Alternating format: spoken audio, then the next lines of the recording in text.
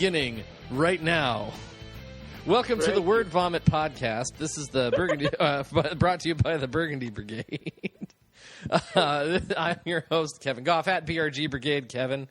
Joined once again, first time in 2020, by my fabulous co-hosts, Aaron Music, at Avalangelist, and Callie Agnew, at Callie Agnew. It's been a while, both of you. How we doing? How you doing? Doing good. Doing good. Yeah, good. Excellent. Have a good new year and all of that. It's been quite a while since we've gotten together, the three of us. Yeah.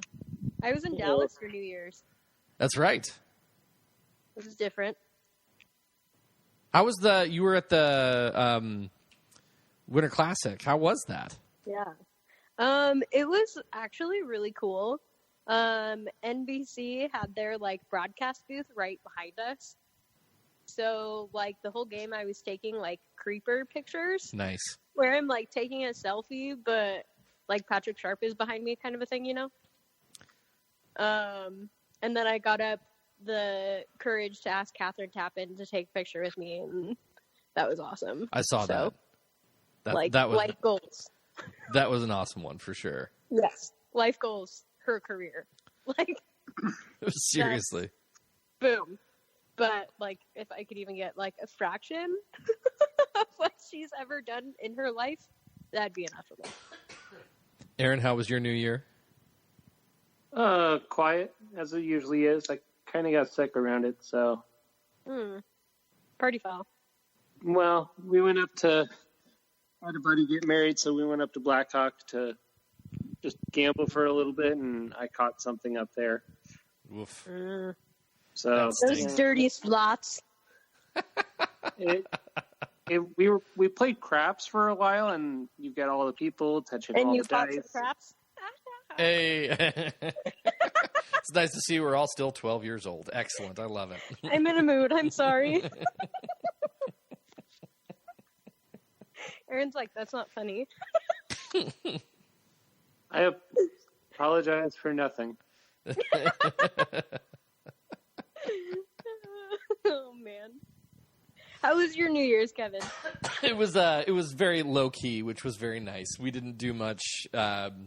We made a very big point to not travel because we've been traveling a lot ever since we moved out to Oregon, and we basically said, "Hey, it's expensive to travel, so we're not going to do it." And so my parents came out and we came and saw our new house for the first time, which was awesome. And then we just had some other friends stop by, and we just sort of hung out and waited for the break to end, which was lovely. Got some good quality family time. Got to go see the new Star Wars movie, and it was fun. It was really nice and relaxing. What did you think of the Star Wars movie? I was a fan. I liked it. I enjoyed it very, very much. Thank you. Everyone on my timeline seems to hate it, and I'm above hating things just to hate things. Go ahead. I just feel like there's a legion of people who hate The Last Jedi, or legion who love The Last Jedi, and I'm tired of it. Star Wars fans exhaust me. They are difficult for sure. Honestly, I was far more satisfied with the way they tied up this one than I was with the way they tied up the Avengers movies, personally. But I thought it was. Now we're gonna fight. Hey, bring it, brother. So, would you guys hate me if I say I've never seen either of those? Wow. No, but strongly. I've also never seen any Harry Potters. What? We'll just Have you read the books? Read the books. I haven't. Okay. Read the books. You're going to get a shipment in the next couple of days. The books are great, honestly. I've never been much of an avid pleasure reader, but I got that sounds weird. I got through all 7 of those in the course of a month and a half. It went really, really fast. They're great. They're great books. I tend to read the Stephen Kings. Ooh. That's what I read. Well, hey. Those are so you'll have no trouble getting through that with getting through the Harry Potter things then. Those Stephen King things are Those have some substance to them. They're Yeah, thick. I love them. Well, next up is George R.R. Martin. That thing's just word vomit. Oh my god! Like this podcast. Like this podcast, Uh-huh. which Brought to you by- oh. which I imagine we should probably really get started here and Yeah, start you're still listening. Sorry. talking about some Colorado Avalanche hockey in the new year. Well, and that's what you wanted to do. I'm out. well, I'm sorry. Yeah, well, Cal, I guess it's you and Yeah, me. he wanted to talk about Aaron Rodgers. Well, he does share a pretty good first name. Yeah. Yeah, good one. Too bad he's a loser. Oh, Oh man. Well, he really is. I mean, he chose State Farm. yeah. You know, sometimes it's the cheap option. So we're totally not starting this podcast, I guess.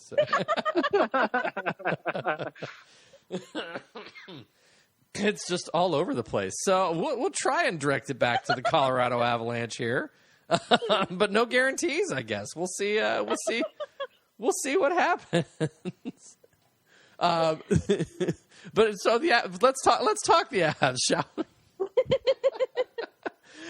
Since 2020 has begun, it has been, and even late in 2019 there, it's been an interesting patch for the Avalanche. They're sort of in their little mid-season again, though they have won the last, 3?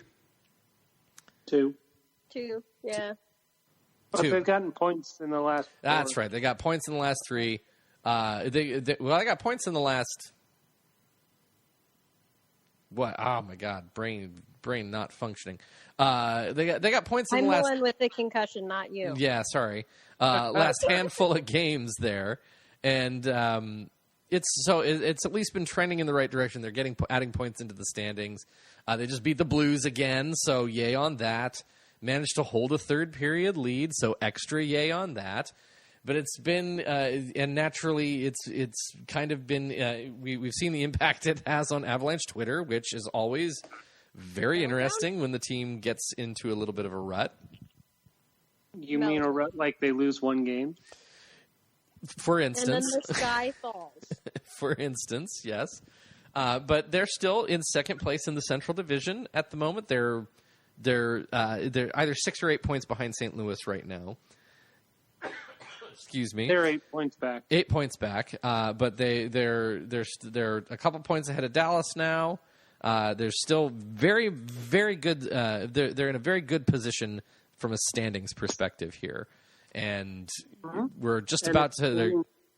Go ahead. If the playoff standings were actually, not stupid, they'd have the second seed. They'd have a pretty good line on the second seed. Yeah, but NHL wants whatever they want.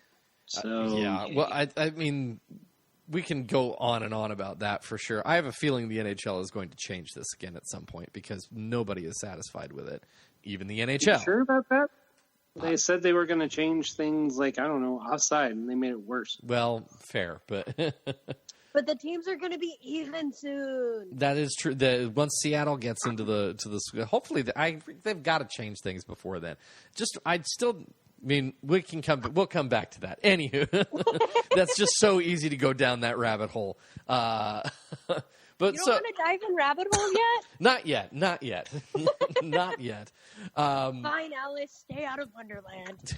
That movie would be a lot shorter, for sure. Well, that is What's a this metaphor random? for drugs. So. Yeah, well, it's very true. Very true. So Sometimes we might be on that on this podcast. I don't know. we don't know. We all live in states where it's all legal, so it's all good. No judgment. No judgment at all. Absolutely. So, what are your thoughts on the way the Avs have been playing thus far?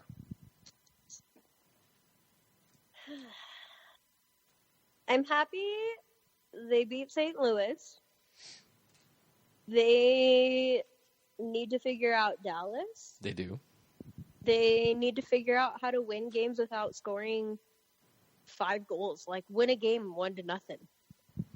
Like, good Lord. That would, yeah, totally. Because that's not a thing.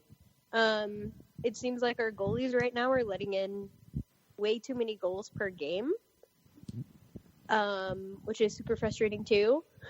And like slight reminiscent of mental collapse of last year, but also not because they're able to find ways to win. But for me, the goaltending just is lackluster lately. Yep. Yeah, Aaron? I agree with that. Goaltending hasn't been bad, but when teams are struggling, you need a goaltender to come and steal the game. And I feel like if the closest we've come to a goaltender stealing a game is Adam Werner against Edmonton. Yeah. That is true. And I'm sure it's going to settle itself out. Grubauer is usually really good February, March, April. We haven't seen him in May yet, but I would hope that's still good. Yeah, make it to my birthday, May 26th. Make it to my birthday, June 3rd. Yeah, seriously. Oh, we could have like a birthday celly together. Oh, yeah. We'll snipe Sally, boys. Boom.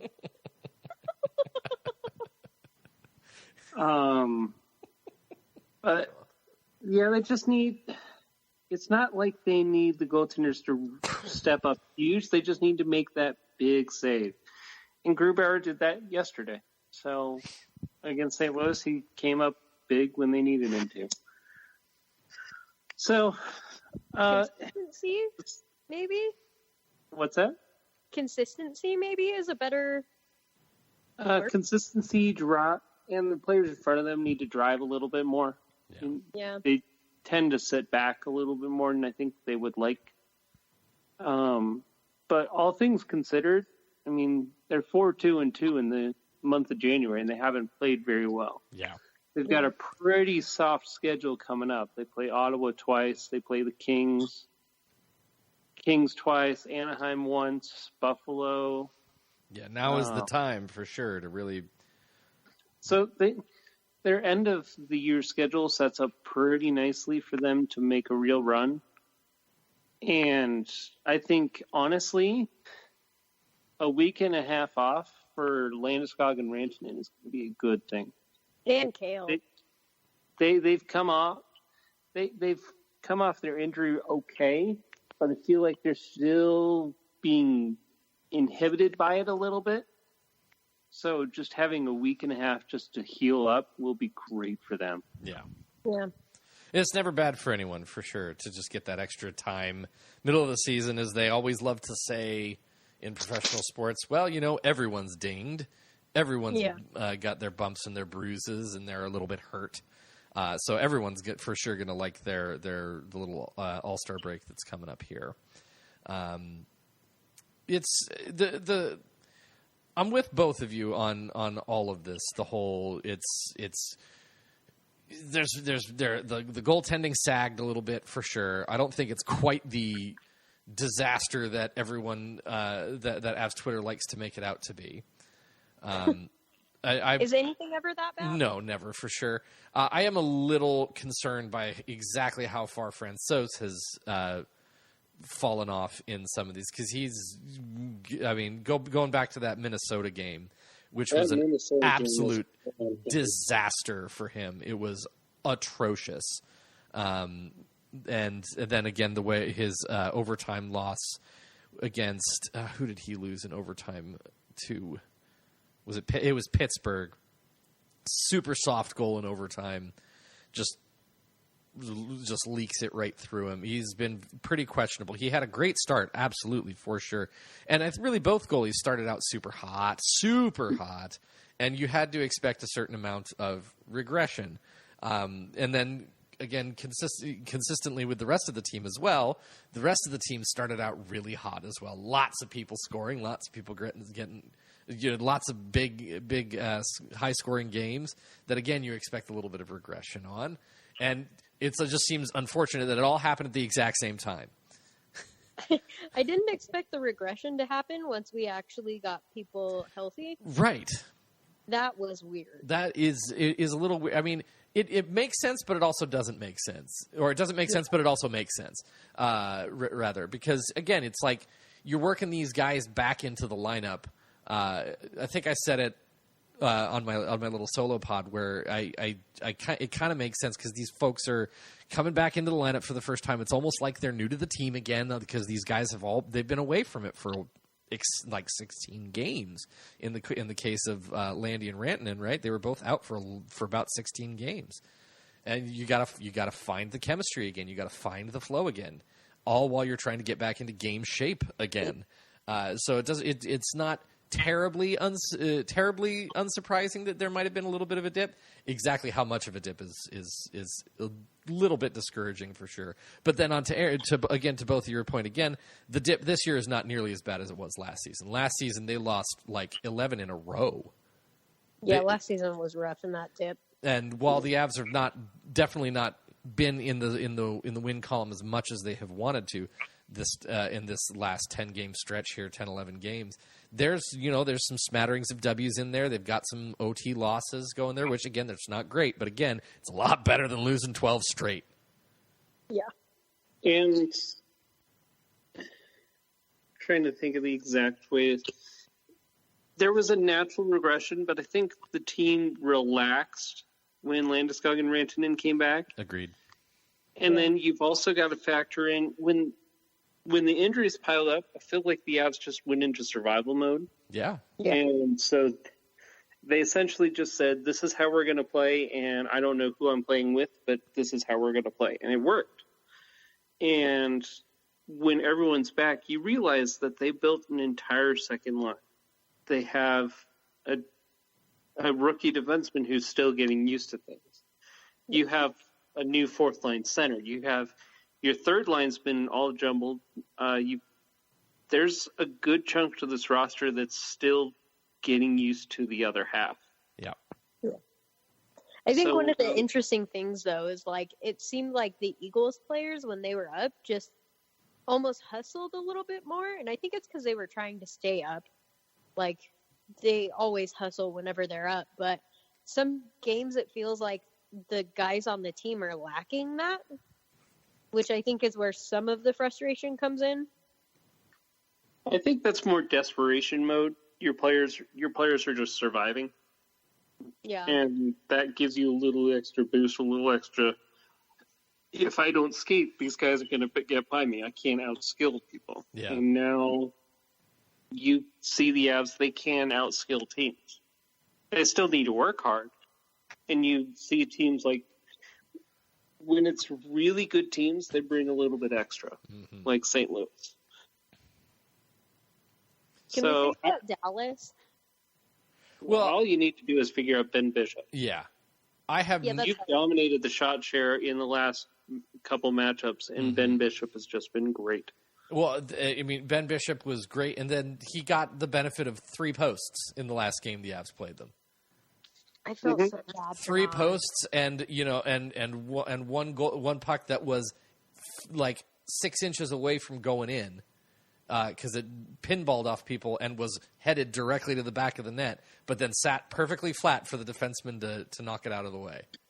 I mean, law of averages says over a 7-game series, you will convert more of those. Exactly. I will take those games those types of games against anybody that the Avs played. I'm not terribly worried about whoever gets the 3rd seed in the Central, because I feel like the Central's a little weaker, while the Pacific has just decided to cram themselves into a phone booth together and then figure it out. What has happened with the Pacific? Oh my God. The top 5 teams all have 57 points.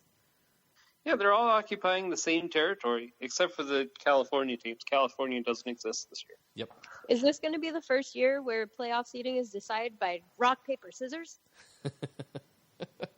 That is what, like the subheading on the 8th tiebreaker in the NHL playoff system?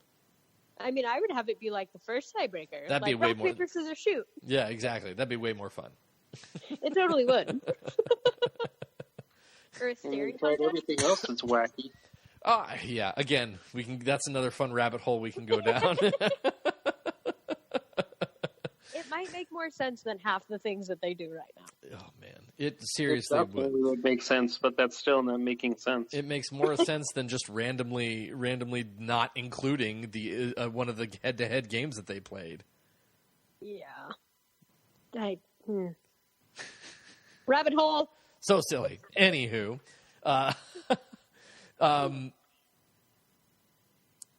so one of the other big stretches that has come with this, again, with the Avs that needs improvement, is the special teams right now. Oh gosh, It's not great. It hurt. they're in the bottom third of both categories. Yeah, I mean, there was a little stretch there, late December, where suddenly it came alive.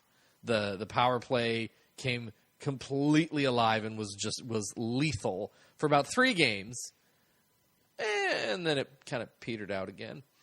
And I don't know what happened to the penalty kill. It seemed like they were doing so good at the beginning of the year, and they just crashed and burned lately. I mean, I have never really been a huge fan of the Avs penalty kill system.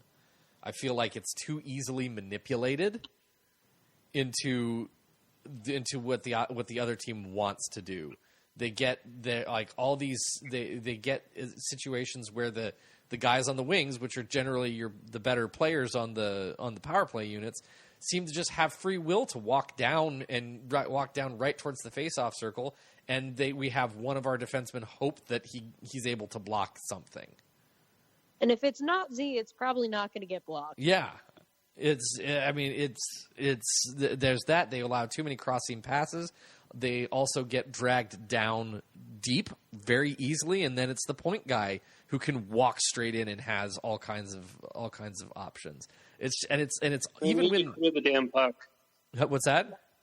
They need to clear the damn puck. Yeah. Oh yeah. There's always the random inability to clear the puck when they get it. It's never been something that I've been a huge fan of, and I don't know what they need to do to change it, but I feel like that penalty kill's got to change big time. This sort of ties in with that, and we need to have a conversation about Eric Johnson. Yes, we do.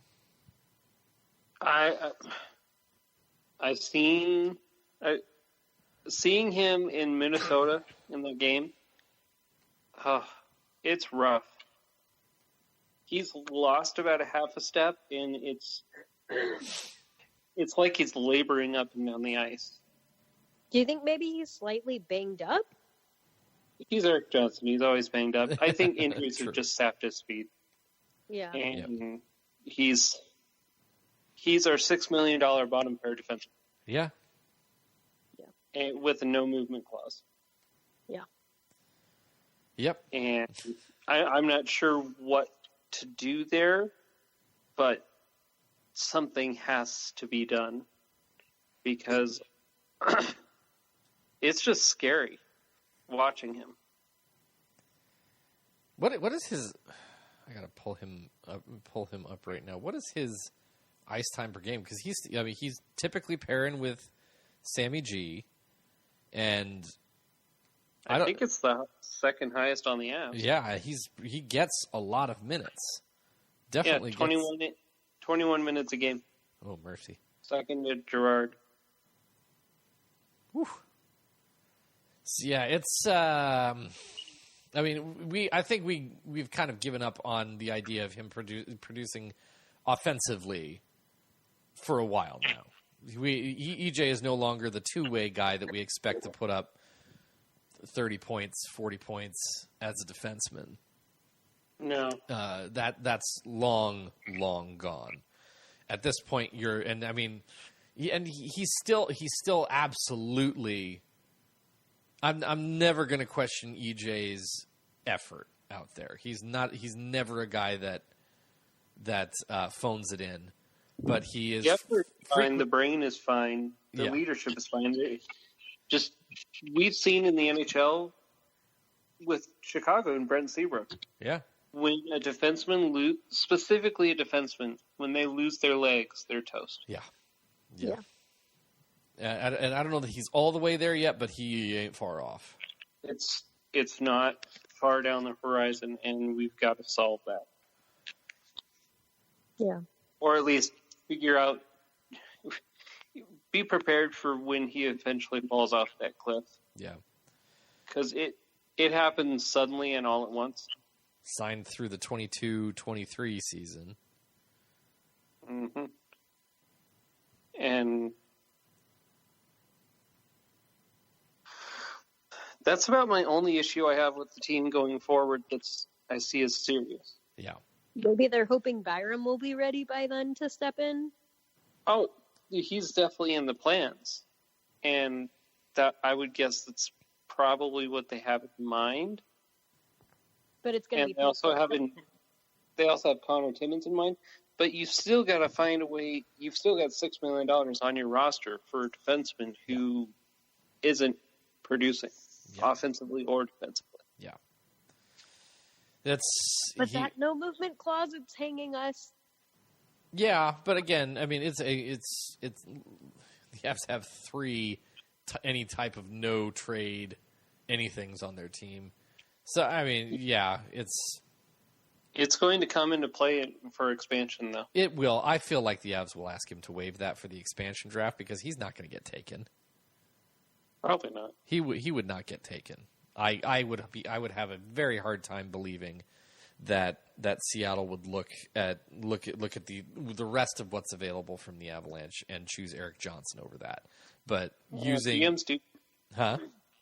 I mean, GMs do stupid shit all the time. They do. I mean, we saw 31 GMs do stupid things for Vegas, or 30 GMs do stupid things for Vegas during their. We saw 31 GMs, the 31st, just fire their coach for why?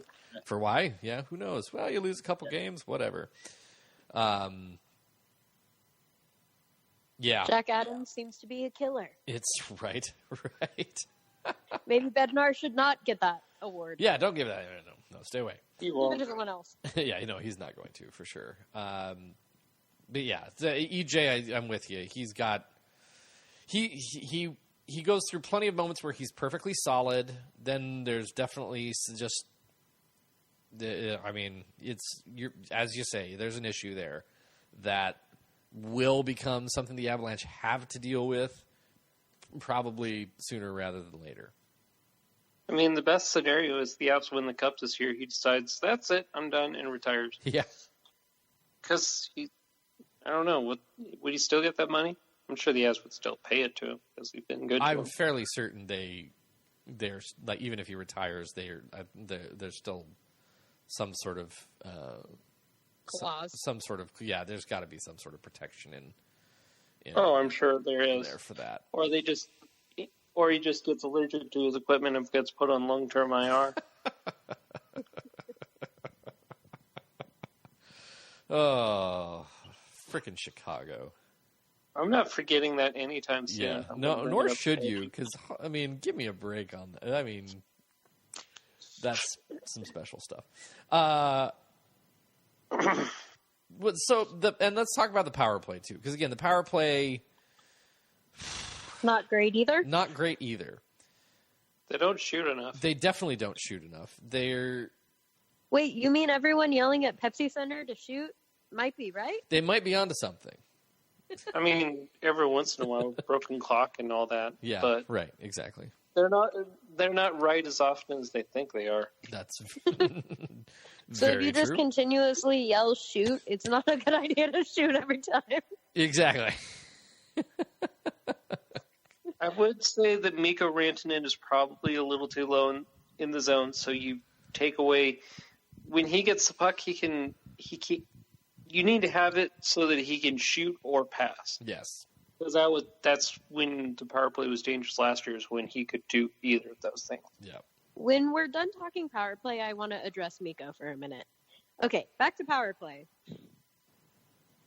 Yeah, that was a segue into Mikko. Yeah, okay. Sure. Nope, I mean, back to power play. Finish that first. Fair enough. Yeah, especially. Well, the one other thing I will note is that there is a particular lack of any type of presence of a second power play unit at all. Sure, there's 5 bodies out there, but they don't do a damn thing. They're. I mean, I don't even know what combination would do it. Isn't that true for most teams, though? I don't know that it's necessarily true for most teams. I mean, it's just it's futility. It's absolute futility when the second unit comes out there. It's just like there's. I mean, Pittsburgh's first unit is lights out amazing, and they put all of their best people on the first one. and then there isn't really anyone for the second one. Well, let's go back. I mean, if we your go, first unit just needs to be amazing. even if we go back to as early as last season, though, there was again another very long stretch for the Avalanche where the second power play unit was their better power play unit, and not even because the first power play unit was doing poorly, because the second power play unit got out there, knew they only had about 30 or 40 seconds to do what they were going to do, because that was all that was left from the first power play unit, and they just went to work.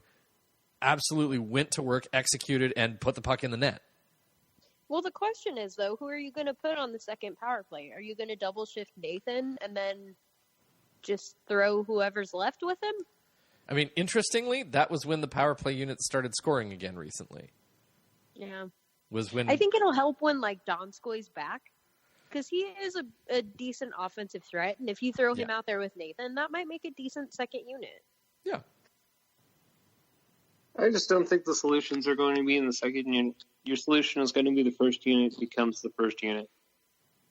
If you're waiting for the second unit to really pick up the slack, you're hoping for something that probably won't come. I'm just looking for them to contribute anything. Anything. Figure anything out right now. If they contribute 5-on-5, that's what they're designed to do. But your first power play unit has to be the one to make you pay. Landeskog, McKinnon, Kadri. Yeah, no, I don't disagree with that at all. It's where your meat and potatoes are. So I'm not going to spend a whole lot of time wishing the second unit was better when the first unit has a lot more to go. That's fair. I mean, it's fair for sure. But again, if you're out on the ice on the power play, figure it out. You got to figure something out. You can't just be sitting there going, "All right, we punt for the next 40 seconds." That's true. You still got to make something of it. So, anywho, let's go to Mikko. Okay. So, I love Mikko, but I just want to get something off my chest, air some grievances. So, I feel like last year he was much stronger on his skates, and this year he's going back to falling down all the time. And I feel like he's gonna get embellishment penalties from it, because half the time I'm like, bro, you've got to be kidding me. Like, that was the most ridiculous. Why are you even falling right now? He is a little bit back into his baby giraffe mode. Yes, and last season was so much better, and I don't know what the change is, but it's driving me nuts. Well, he did have an ankle injury. And but it doesn't look like that. It looks like he was last season, where he was just falling down to almost draw penalties, and it just didn't work. Well, he did say that he was feeling a little weaker right before the injury happened. And so I personally feel that a week and a half off for him and Landeskog, you're going to see a different player the next second half of the year. I hope so, because it's driving me nuts. Because he, throws his arms up like he used to, trying to draw penalties and all this other stuff. And I'm like, bro, you're going to get an embellishment penalty from doing that shit. Yeah, I mean, I feel like the embellishment stuff comes with certain types of players that go out that way. I feel like refs just have watched him enough to just go, that guy's a baby giraffe. I don't feel like he's ever been the type to feel contact and flop. Because so much of his falling happens when there's nobody around him. Yeah, I don't know. I just feel like he's going to have that one ref that's going to call it, and then it's going to fall. Well, that's the guy that called Kadri for embellishing when he had a guy jump on his back and reverse choke him down to the ground. And that guy's going to call dumb shit anyways. That was not fun. That was ridiculous. Yeah. It's just unbelievable. So, I mean, Avs got a break coming up. Obviously, everybody's got a break coming up. All-Star game on the horizon. Again, they're second place in their division. They're not at their best, but they're still figuring some stuff out. How do you feel about the team as a whole right now? I feel good, but I also know that there's more that they can give, and honestly, think that they will give more. Yeah, I definitely think there's like a second gear to this team that they just haven't hit yet.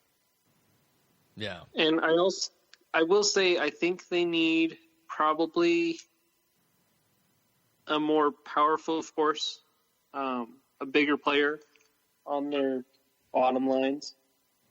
Probably sub out Tyson Jost and put that other player in there. Mm-hmm.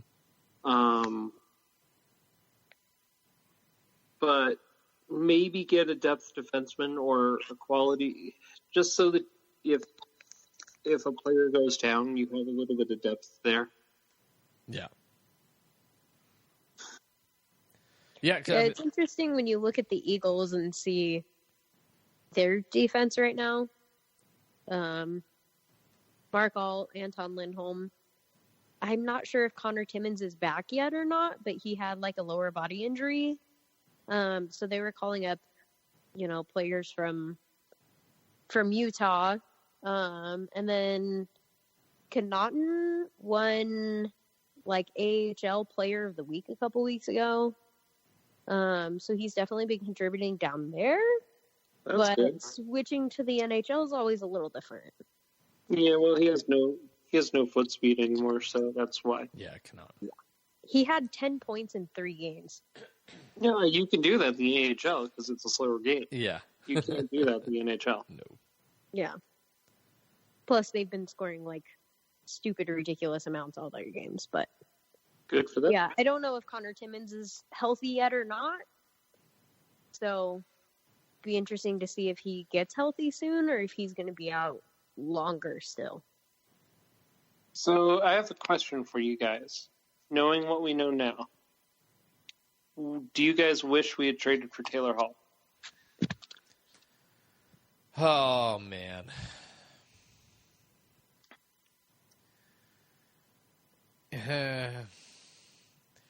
I mean, it's really hard to looking based off of what Arizona gave up to get him. I feel like the Avs probably could have made something like that happen. At the same time, though, that probably would have cleared out a hefty chunk of their prospect cabinet.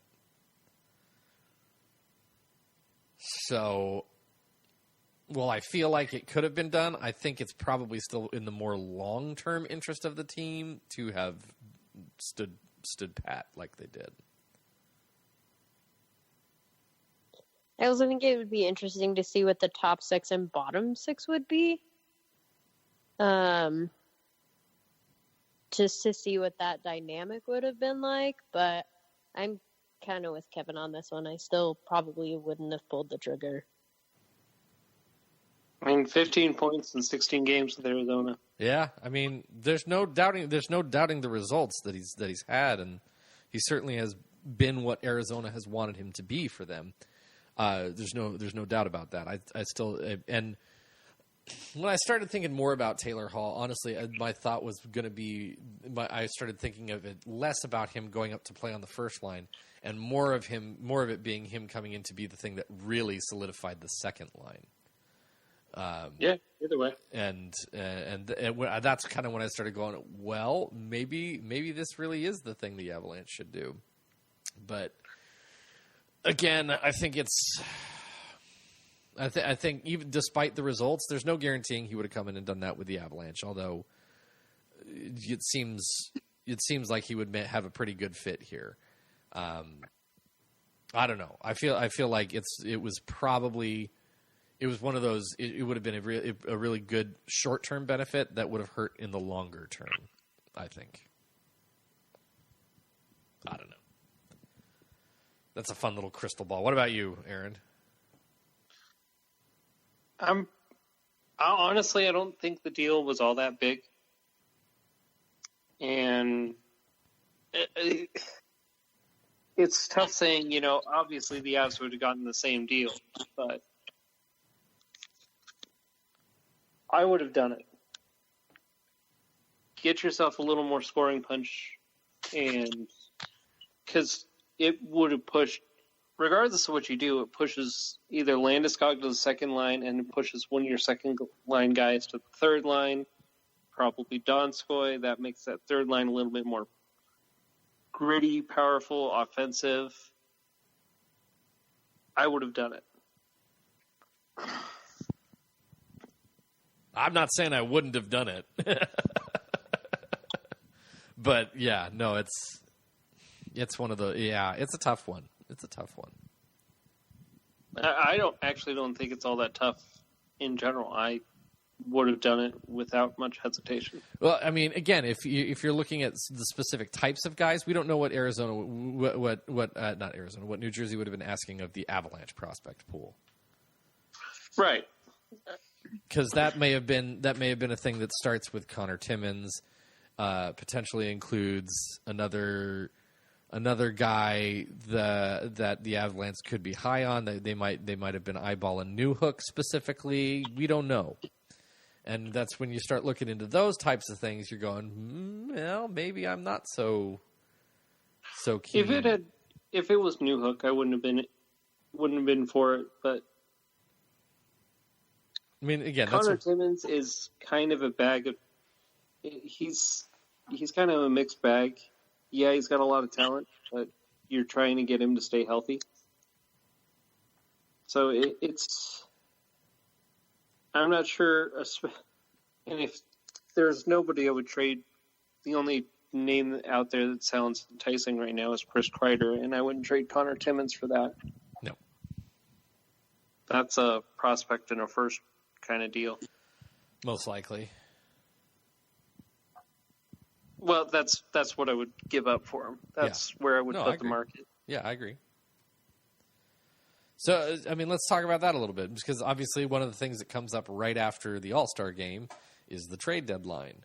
So, the Avalanche are obviously in a position to be buyers. They're looking to make a playoff push. They're looking to make a deep run at it. What are some folks that we've talked a lot about Chris Kreider in the past.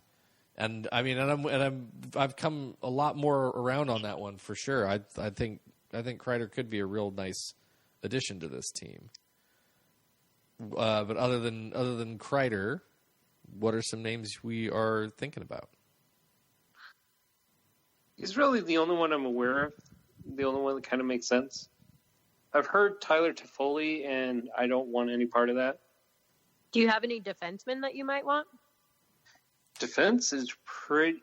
Maybe if San Jose wants to move Brendan Dillon. Gabe almost fought him last game.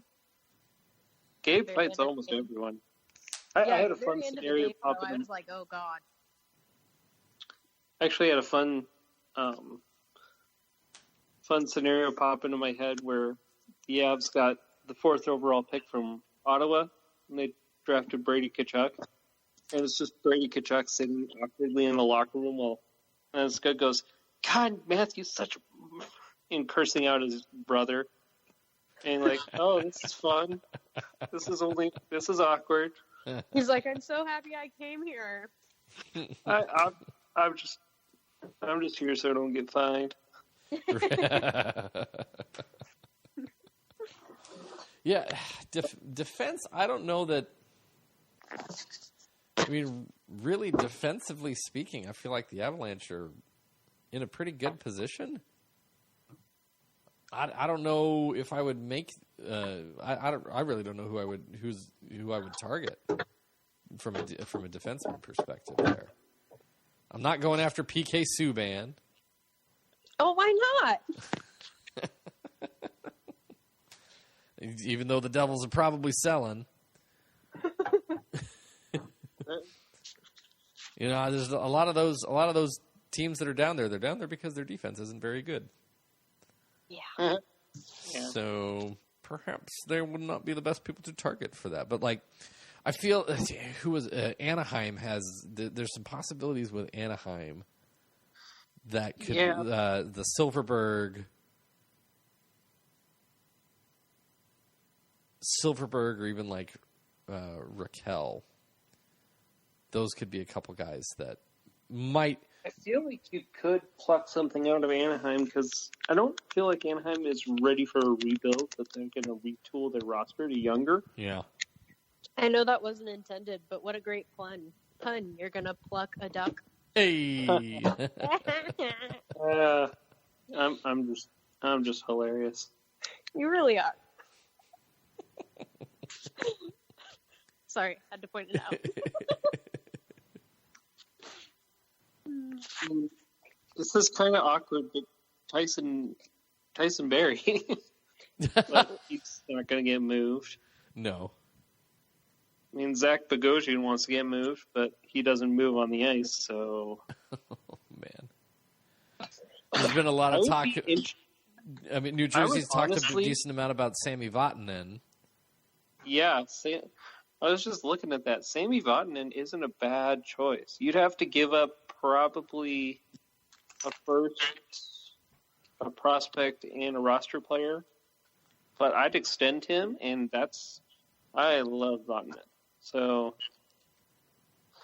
Brandon Montour isn't bad. There's a lot. Jonathan Ericsson is awful. Dmitry Kulikov isn't good. Not anymore, that's for sure. Brendan Dillon kind of makes sense. Just looking at pure rentals. Right. Depth rentals, for sure. Yeah, I don't know. I don't think defense is where the Avs would be looking. I could see them just go an interesting Eric Johnson replacement. Yeah, we had that conversation for sure. Or just that's the only way I get a defenseman is if you see him being a part of the team beyond this year for a good chunk. And the only one that strikes me is Vatanen. And I don't even know if New Jersey's going to move him. That's true.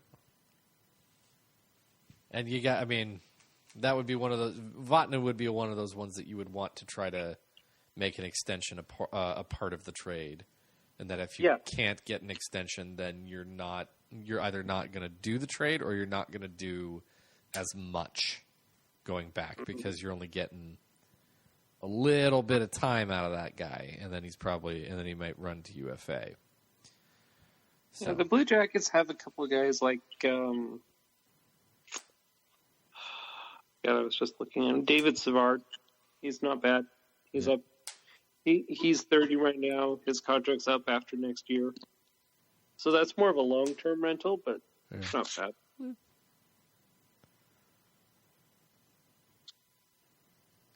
Anyone within the system, maybe, that you think the Avs should bring up? The only one you'd bring up would be Connor Timmins. Well, yeah, and he's still out. Just talking in general. He's still out, but Shane Bowers has been making some noise.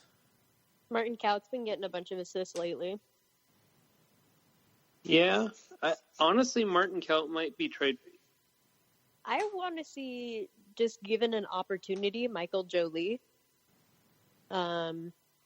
He is a really good player in the AHL, so it would be interesting to see him in an NHL setting. How he would do. Same thing with Shane Bowers. I wonder what the... Yeah, the only issue with the forwards is the Avs are, 14 deep there? Yeah. Yeah. I wonder about what the protocol would be like for Jolie, because I don't think he's I think he's only on an AHL contract. I thought he was signed to a two-way this year. Because I know he went from the ECHL to the AHL, and then I think he impressed them last season, and I think they signed him to a two-way. I'd have to look. Doesn't show it here on Cap Friendly. I thought he was. I could be wrong, but because I thought he was at Avs camp this year too. Well, they may still invite him to camp, but he's because same thing happens with Brandon Sagan, right? Who is an AHL contract. He had a decent camp though too. Yeah, I don't know what their deal was with Brandon Sagan. All he ever did was exactly what they wanted him to do, and then they never signed him to an entry level contract.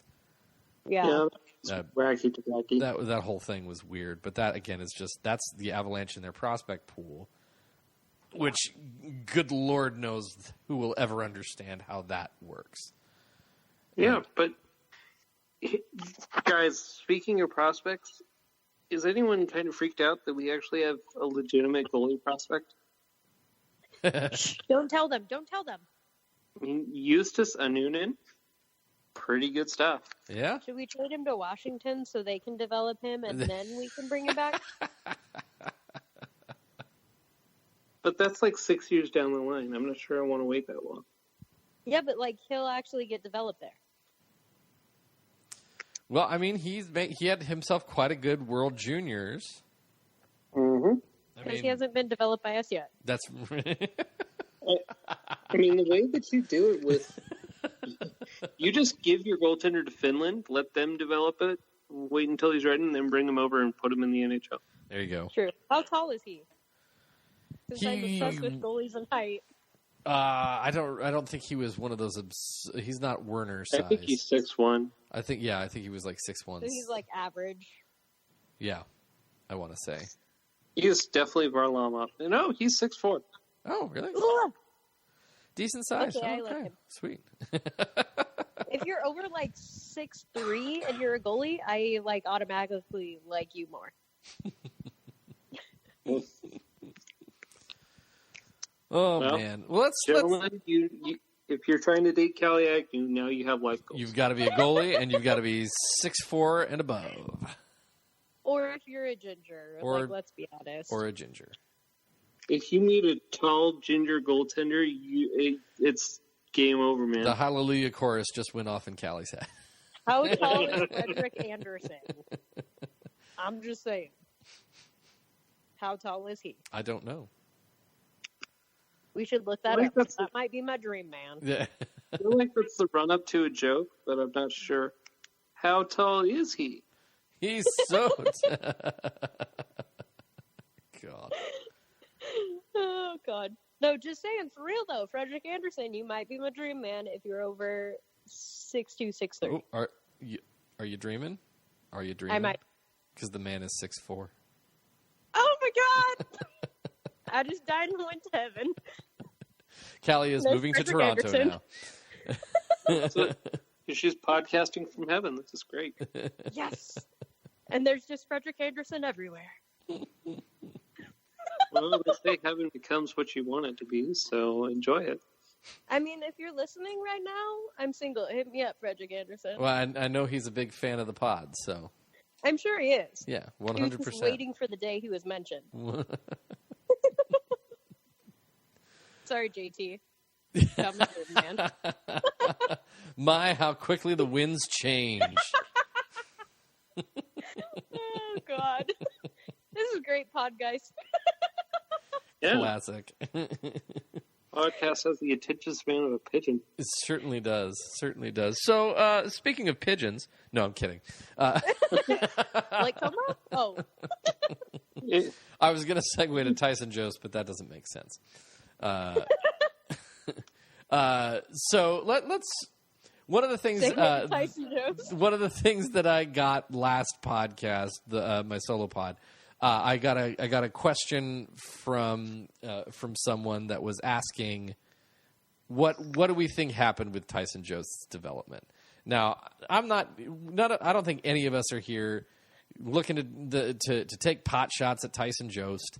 No one here is going to be going, what a bum, screw that guy, or anything like that. But at the same time, I have a feeling we are realistic enough to look at the product that's been on the ice, look at everything, look at the statistics, and just see straight out that Tyson Jost has not been what the Avalanche wanted him to be. They gave him an opportunity to take the second line center job last year, and he just didn't do it. They absolutely Some did. of that was due to injury. Every time he started to get traction, he got hurt. And now Kadri's in here, and so you've got one. So he can't be anything more than a third line center or winger or whatever. And he doesn't play well on the wing to be perfectly No, honest. he is much better as a center. He plays better as a center. That's for sure. I just don't think Jost fits like the rest of the team. Yeah. I mean, he could, but the way that they've built it up here, there's no time for him to figure it out. This team is going places, and Tyson Jost needs to figure out where he's going. And I'm not even out here saying that he's been bad. Like you watch him play, generally the process is at least pretty good.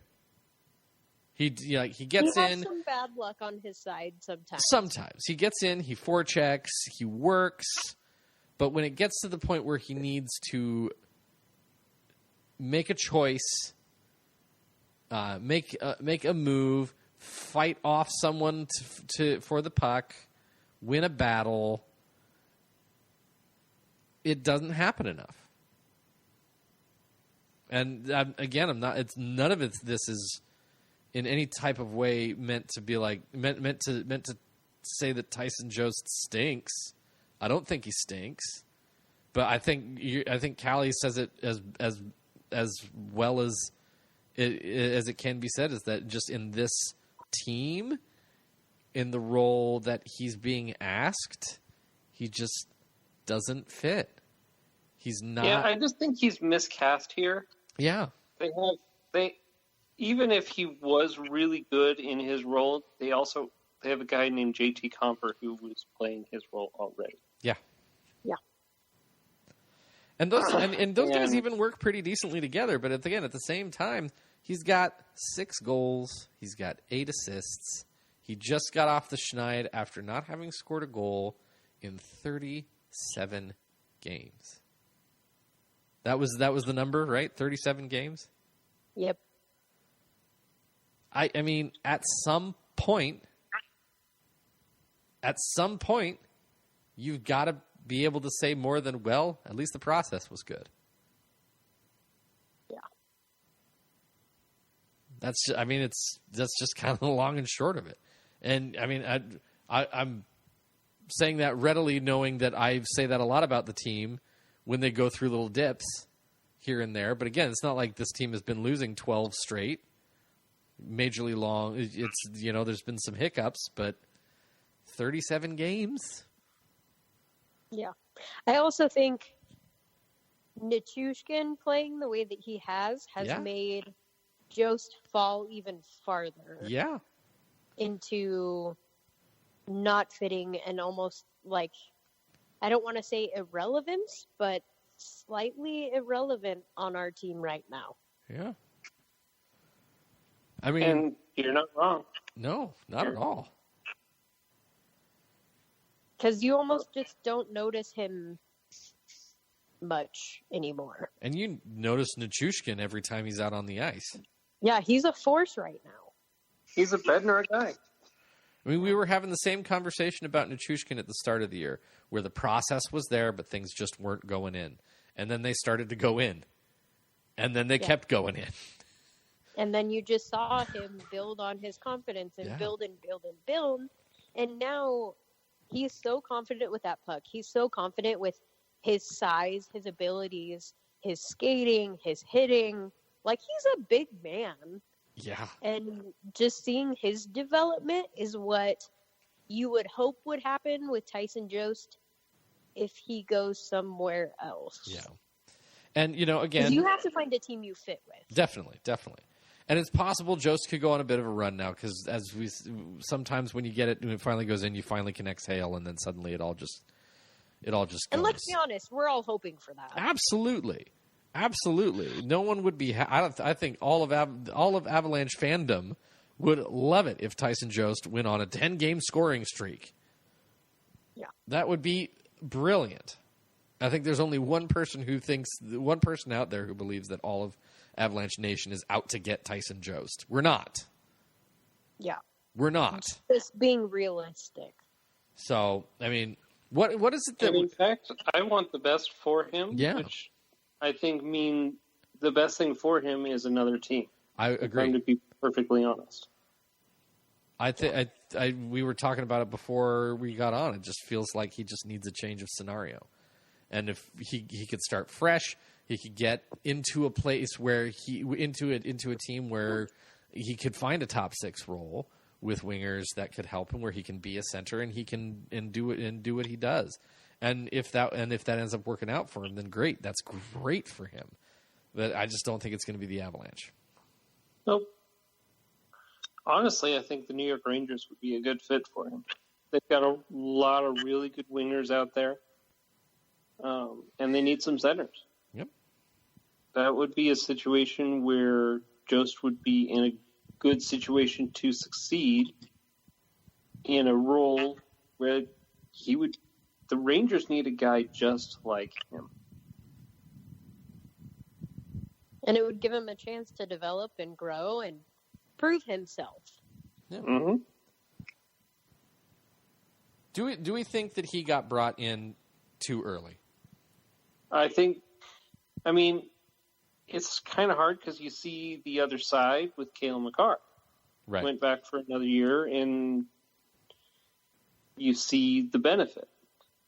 But I think that also is a part of, like, you as a person and realizing that yourself as well. Yeah. Because Cale's the one that said, I want to develop more. And there was a definite... I don't know that you can use the same brush to paint both players, because they're both different players, obviously. Oh, yeah. And Makar is just naturally more talented than most other players. Yeah. He thinks like Nathan McKinnon thinks as a defenseman, though. Yeah. He totally does. It's amazing. It's scary, but amazing because he's on our team. Yeah. Like, to me, they have very similar brains on the ice. So whenever I watch them together, I'm like, oh my God, they don't even, like, they're just... Something crazy is going to happen. Yeah, like, duh. Amazing.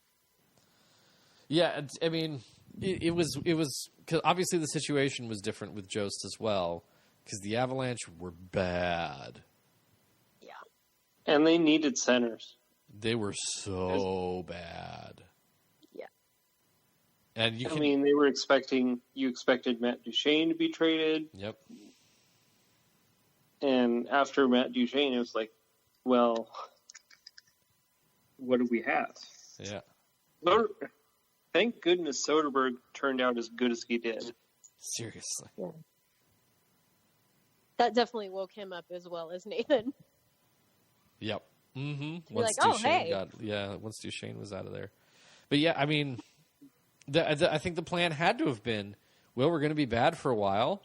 Let's let him get in there and kind of learn as we're bad. And then they weren't bad for as long as they expected to be. Mm-hmm. And injuries good for Avs Nation, but bad for Tyson Jost. Yeah. And we have to admit that injuries did play a good factor here. He got that concussion early last year that he never seemed to get past it. Yeah. And I also think if he would have been able to stay down with the Eagles a little bit longer, I think that would have helped his development a lot. Because he was a different player. Agreed. At that point. But I think it was Colin Wilson that got hurt, and then they called Jost back up after that. And so it was kind of like he was forced back in after an injury again. So I mean, I honestly would have done the same thing with him that we did with Mikko Rantanen. Yeah. Where Rantanen, you could see the skill was there, but they put him in the AHL to really get comfortable, where he needed to be. Yeah. The benefit that Rantanen got that Jost wouldn't have was that Rantanen's contract was able to slide while he was in the AHL because he was a European League player. Jost, coming straight out of college, would not have gotten that savings of a year on his contract. Wasn't he 19 when it came out, though? Jost? Yeah. Because it only slides it. No, it slides until you're 20. But it doesn't slide. It doesn't slide if you are coming out of college. If you're a player coming out of college and you sign a professional contract, all of the amateur stuff is null and void. It would not slide. It would have burned.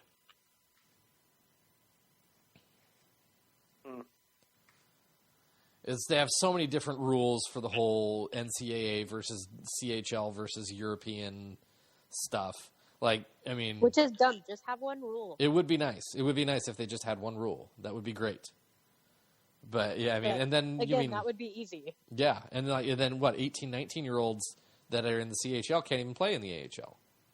Yeah. Hence going Byram not being with Eagles right now. Yep. Which would make way more sense for him. Yeah. Than going back to the WHL where he's crushed everybody. Yep. And we would be able to gauge him a little bit better. Yeah. It'd be better for his development. It'd be better for everyone as a whole. But the CHL doesn't want to lose all of their megastar players, which I get. I get. But still. Yeah. Well, and the NCAA doesn't want any of its players getting anywhere close to paid. Yeah. Despite the fact that we're making billions of dollars, but I'm not going to get into that world. Yeah, that's another rabbit hole to go down. So many tonight. Yeah. So, I mean, I guess the end book here on Tyson Jost is I think we're pretty close to seeing the end of Tyson Jost in Colorado. And not the question is it going to be him being traded or him being expansion draft bait? How long? I don't think he'll last that long. Yeah, I don't think he'll last that long either. And if he's expansion draft bait, then there's nothing else. There would be something else that's more intriguing. I would take a Connor Timmins before I took a Tyson Jost if I was looking at that. Mm-hmm. What if we gave you a Tyson Jost and a second-round pick? Don't do that. Just let him take one player. Fine. We saw the last go around the teams that said, yeah, take an extra pick, that it didn't work out well for those teams. I mean, Riley Smith was really good. That just let the expansion team take one of your players, take the loss, and then move on. Because they can only Hopefully take one. They'll take a Calvin Pickard type player. Yeah, I mean, if your team is absolute shit. Yeah, exactly. I said that on the solo pod. When Vegas technically took nobody from Colorado. Yeah. Because they took Pickard, and then they let him go. Yeah. They traded him right away, didn't they? Or he got sent down to minors and someone claimed him on waivers or something like that? Yeah, he claimed on Arizona? Like Toronto. Oh, yeah. And then he ended up in Arizona because he went on waivers again. I can't. He's made some waiver rounds for a while. Toronto's in there. I cannot for the life of me say what happened with what. I know he's been picked off waivers a couple times now. Yeah. He's in Philadelphia now, isn't he? Well, I think you're right. I mean, he's bounced everywhere. A bit of a good journeyman. Good goalie till yours is healthy again. Pretty much. It's your goalie loaner program. When you're going in the shop, you get that as a rental. I mean, he's like traveling the world now. Good for him, right? Nice work if you can get it. He gets to try the coffee in all the locales. Oh, man. Cale Makar. What else can you say? Cale Makar. The one thing I will say, that guy should be at the All-Star game. But I'm also kind of happy he's not, so he can rest. Screw David Perron. Because college and stuff? Yeah, for sure. Good to get some rest, but screw that Perron guy. And the rest of their 3 other players in it. So ridiculous. I mean, they're the host. Remember when the Avs hosted in the All-Star game and they had 5 players in it? That was a wildly different format, though. It's still the host team. The host city generally gets players. It happens. All-Star games suck. I don't know that it's Unless- happened. I don't know that one team's had 4 reps since they moved to this whole 3-on-3 thing. Because that's half the team. So that's half the division. Say, unless you're the Avs last year and you had 3 players, but hey. Yeah. I don't have a whole lot of fervor to get up for All-Star games. Fair. They generally kind of just all suck. So I'm interested to see the women's game. yeah. The skills competition and all the things that come along with that are way better than the game itself. True. I think they should go back to that whole fantasy draft thing that they did. That I actually kind of enjoyed. Where they had the captains drafting their own teams. You know that was the NBA stole it. Oh, God. Yeah, that would be an interesting one to go with. Like, who would Nathan McKinnon pick? I mean, he'd pick Landy first, always, for sure. I mean, but, like, he can't. Landy's not even there. It doesn't matter. He picks Landy. Yeah. No, he picks Kale, because same brain. That's true. That's true. That's true. No, Nathan McKinnon just picks 2 of himself. So, like, Kale McCarr and Nathan McKinnon. Yeah, I don't need anybody but myself. We're good. But, I mean, Me Kale versus you McCarr 3. breaks another franchise record for rookie defenseman with his 11th goal of the year. I mean, what can you say about this guy? Straight up Houdini shit. Oh, seriously? That Michael Lyles was disappeared so and then it excited, reappeared. What's that? I said John Michael Lyles was so excited about it, too. Johnny Lyles he's the best. Yes. He just is. I don't have a whole lot of interactions with players, but all of my interactions with him have been entirely positive. My most prized possession is a team-signed John Michael Lyles jersey because it has Ruslan Soleil on it. Oh. Nice. Yeah. So, Johnny Lyles, thanks, man. How many goals do you think McCarr ends up with this year? 16. Go higher or lower than 16, Callie? I'm going 17 because I like the number 7. Oh, fair. What is that? What is this? The Price is Right? Yes. Yes. You were so emphatic, both of you, on that one. So Absolutely. what, are you 18 or are you going lower with 15? $1.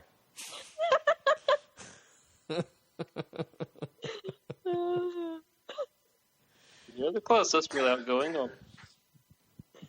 I think he legitimately could get 20. Yeah. He could. I just knew scoring dries up in the second half, so Yeah. I don't expect that. It's true, but man, the way he just not even finds, creates shooting lanes Yeah. is And absurd. gets the puck through, which And is they- incredible. And it's the smallest little hole, but he just fits it right in there, giggity. And I mean, the one he got against San Jose. How? He's magic. I mean, how long? We watched Tyson Berry grow up through the years. How long did it take him to truly master getting pucks through traffic? Years. It took him legitimately years. Yeah. And Cale McCarr goes, I don't know, why was this so tough? And everyone's like, oh, fuck you. You asshole. It's why this is hard. Well, okay then. It's like Paul Bissonnette posted a video of Cale McCarr, and he was like, have you seen a rookie defenseman this dominant? When was the last time we saw this? Vancouver fans lost their minds. They're so... Did they riot or something? Oh, I'm sorry. Oh my God. Oh, too soon. In the No. comments, it's like World War II. Yeah, It is Canucks fans are always like the middle child. They're so they just want people defensive. to pay attention to them. Yeah. Oh my gosh, it's ridiculous. Yes, Vancouver fans. He's better than Quinn Hughes. Suck it, okay? Not I'm according And to that that. does not mean Quinn Hughes isn't good. And that doesn't mean Quinn Hughes is bad. Yeah, Quinn Hughes is a very good player. But I'm sorry, he's not Cale Makar. Cale Makar is, I mean, holy crap. He's a different mind level. He is Jedi mind hockey. Period. It's this word gets thrown around a lot, but he is a generational talent. Yeah. Absolutely. He's a talent that you don't see but once a generation. Ooh. Can we call Nathan McKinnon Yoda and Cale Makar can be Luke Skywalker? No. Why? I mean, Nathan McKinnon's not 900, but... And But like his brain is. Hockey brain. I'm not going to go all nerdy here, but no. I'm gonna do it now just to bug you both. That's fine. I support you, Callie. What if we call him like Baby Yoda instead of 900-year-old There you go. Yoda? I can get on board with that. Nathan McKinnon is Baby Yoda. Or maybe Cale is Baby Yoda and Nathan McKinnon is Mandalorian Dad. All right. Maybe I don't know. I mean, is that like the rosy cheeks? Is that why he's Baby Yoda? I mean, he does look 12. He is 12. Okay, fine. Kale's Baby Yoda.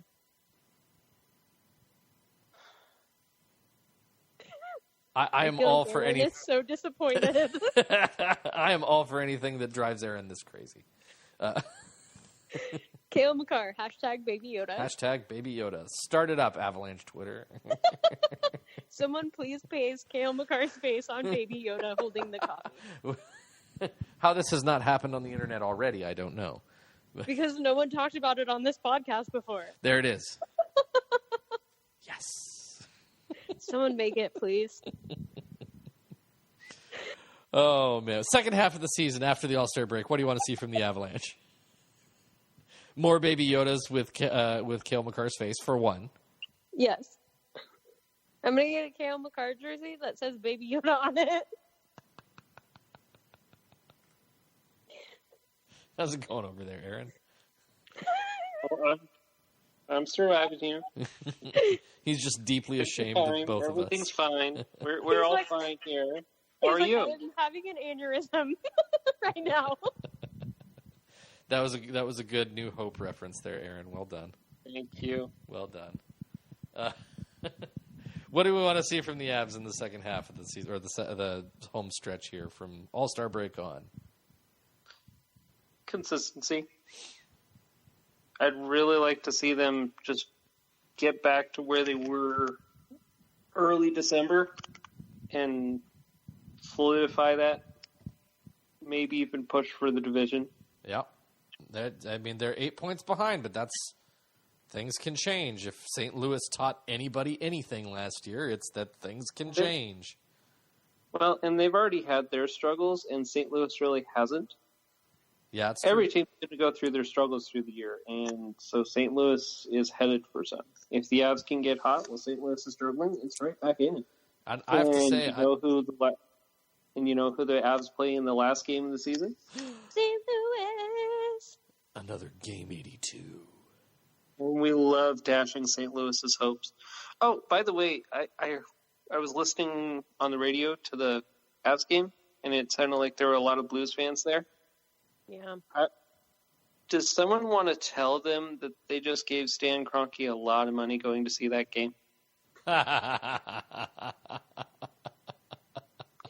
Good job. You guys just bought him another helicopter. Hey. That's a low blow there, Aaron. That's a very low blow. The irony. is beautiful. Hand them a Rams It's not jersey a on the low way blow. out. It's just a fact that they're not going to like. Very true. Yeah. Hand them Rams jerseys on the way out. Yeah. Oh God. Yeah, consistency is a good word for sure for the Avs. I hope that they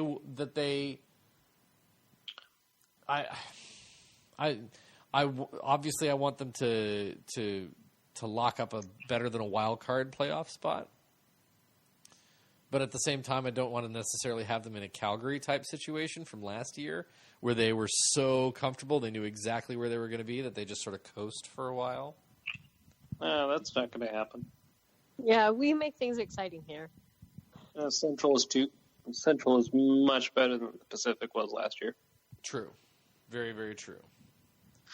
Just keep engaged. I also want to see Nathan McKinnon light on fire and just take all the awards. Go Super Saiyan mode. Yes.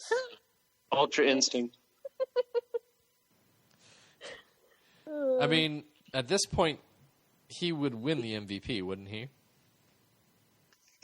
There's the It McDavid depends. Are they factor. going to split it in half between, the two guys in Edmonton that are functioning? Because apparently you can't make that argument anymore.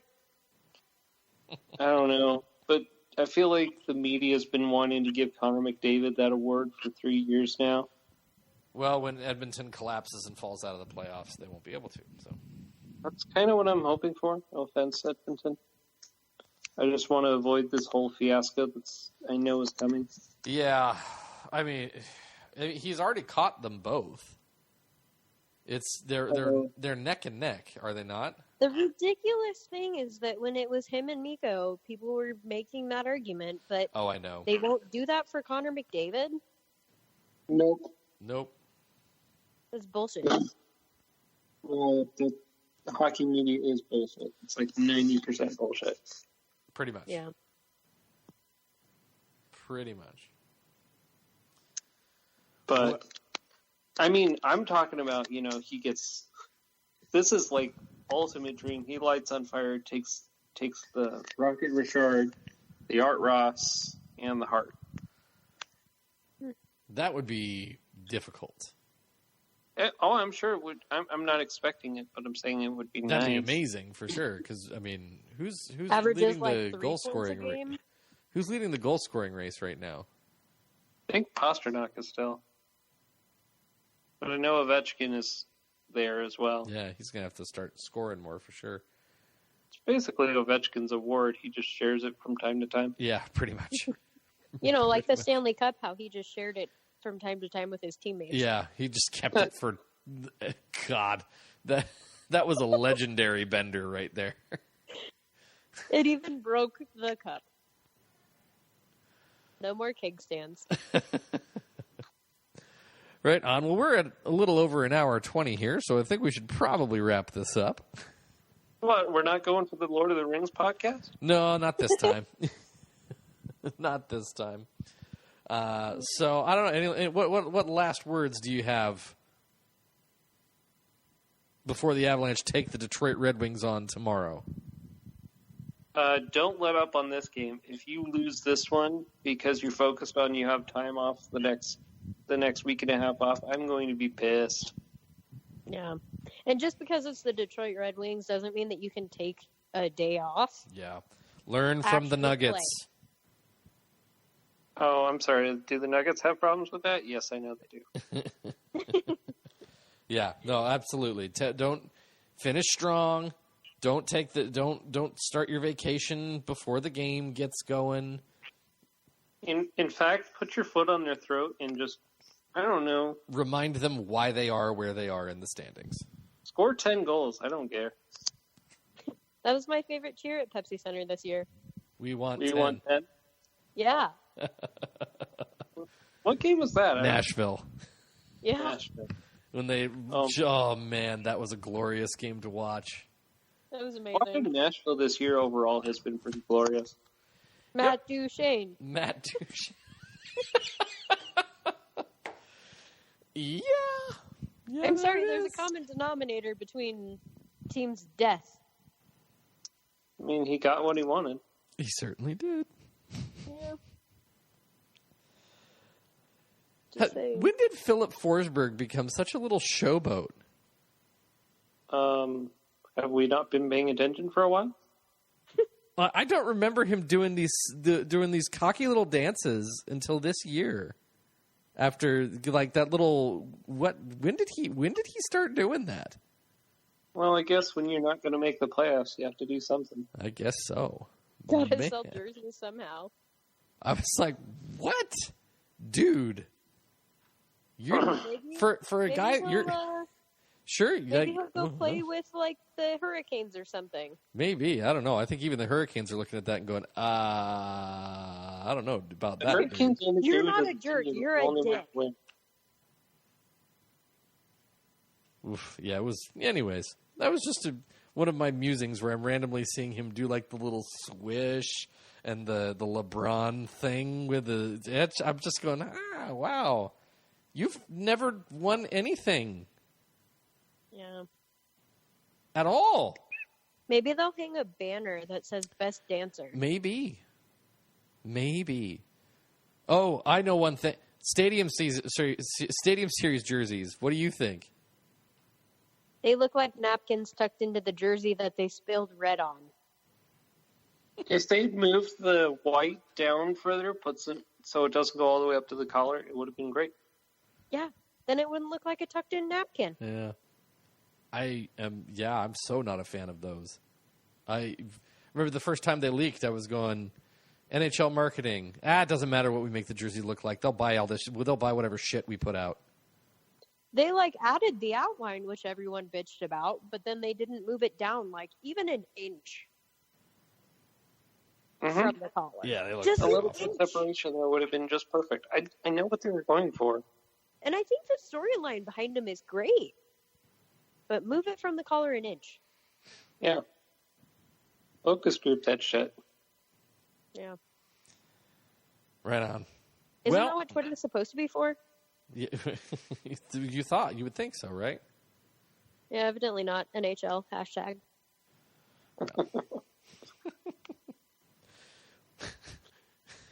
Well, God. oh, this has been fun. This has been fun. This has been Word Vomit, the podcast. I've missed you guys. I've missed you too. Hopefully we'll have a nice Colorado Avalanche victory tomorrow night against the lowly. Morning. What's that? Afternoon. Yeah, it's during the day. Oh, bad thing. by tomorrow night then. Skyrockets in flight. It's an afternoon delight. Whoop. I don't even know if I can end this in a good way. I might just hit stop here. I feel like Callie's wave. That's the end. I'm going to sign off. Whoop, and stop. There it is. And scene. All right. Thanks for listening, everybody. This was the Burgundy Brigade podcast. We'll talk to you later. Go Avs. Boo! Whoop!